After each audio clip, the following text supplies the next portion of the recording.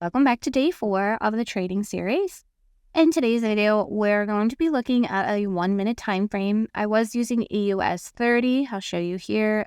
It does say YM.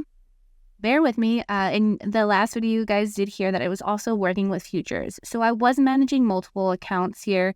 I was just using the futures chart to be able to do my markups. But I also did work with US 30 for my Forex account. So you can see in the description here that I kind of explained this a little bit, that I was with using US 30 for what my submission was, but I did take the same trade on my futures challenge account that I had talked about in the previous video, also for a 1R or so.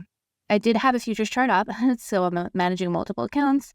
I did use the 1-minute time frame only for this trade. I didn't use any higher time frame analysis. Had I potentially could have gotten to hold a little longer, but I didn't. So I was only using 1-minute time frame. There was a head and shoulder pattern with a breakout and a bearish smiley face. I did go in and I did stack 2 of my trades for this. So that's what you're seeing here, these 2 trades.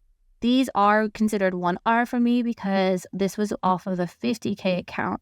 I talked about this in one of the other previous videos that I did eventually sign up with a broker that I was demoing with, and I only wanted to do 50K with them. I typically do 100K, but because I was unsure about them, I wasn't really willing to lose like potentially 100K or have issues with 100K being tied up in a broker that I wasn't like 100% sure about yet. So I only do 50K for Strategy Wars, but you'll be able to follow this account along and see like how it grows. But yeah, this was finally a live account that I had started, and I ended up having 2 positive trades for the day. I did have 1 loss earlier in the day, and that is what it is. Sometimes you get breakouts before a head and shoulder pattern, and you just kind of get tripped up. But it is what it is. I have losses too, so I did have the 1 loss there for that day, and then the other 2 wins once the market gave me the pattern that I was able to figure out where it was really going. So what we have here on the 1-minute time frame is a pretty clear-cut like head and shoulder pattern.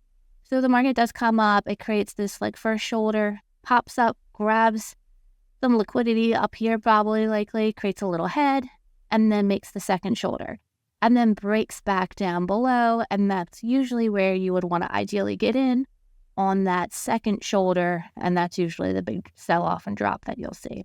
In this case, this is kind of like what you can see the market did. It actually went even further than this, which was like crazy. I think in total believe if I remember correctly, in total this move was like could have been a 15R or something crazy like that. And remember, I was like times 2ing it, stacking. So like that's like crazy for me to think that I could have had in pretend world a 30R, but I didn't. What I had was a 1R for each of them, and I'm totally okay with that. But yeah, this was a day that was kind of crazy. I remember everybody being like, "Oh man, should have held."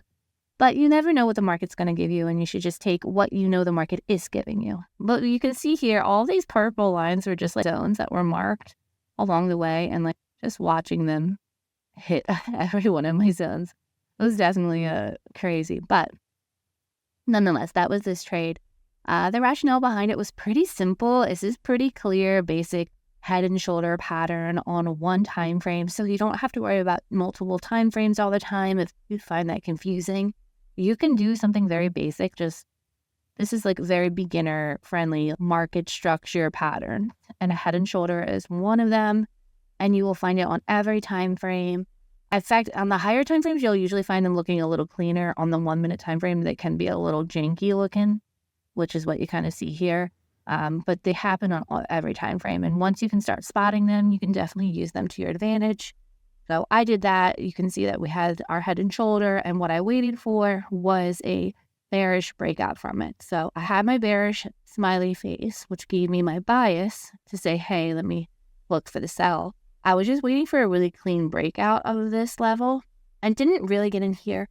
You could have gotten in here. I didn't, but you could have probably gotten in here because your stop loss would have kept you safe. Stop loss should be above where the head and shoulder pattern is. But I did wait for a little bit longer, a little more of a break. I got in a little bit around here because it was a little lower in price than what was forming here. I just kind of wasn't super sure about this.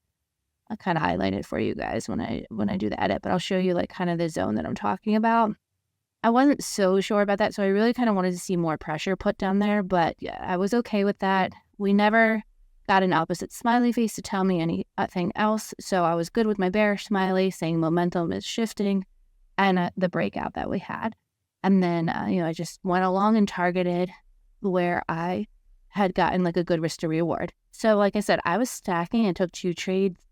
And for me, that's why I did 1 Rs instead of 1.5s like I typically do, or targeting this bottom level. And this was the start of an account, so I really kind of wanted to secure some profits quickly. I like to do that versus like being in drawdown or negative on an account.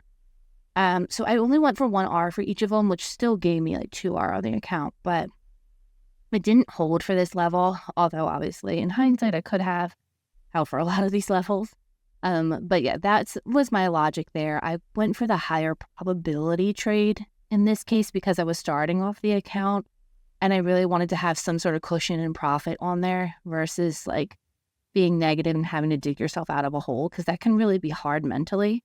So that was my logic for only kind of going for 1 R for each of them. I just wanted a higher probability trade. So this is the bottom of the zone, the purple line that's marked that is to the left.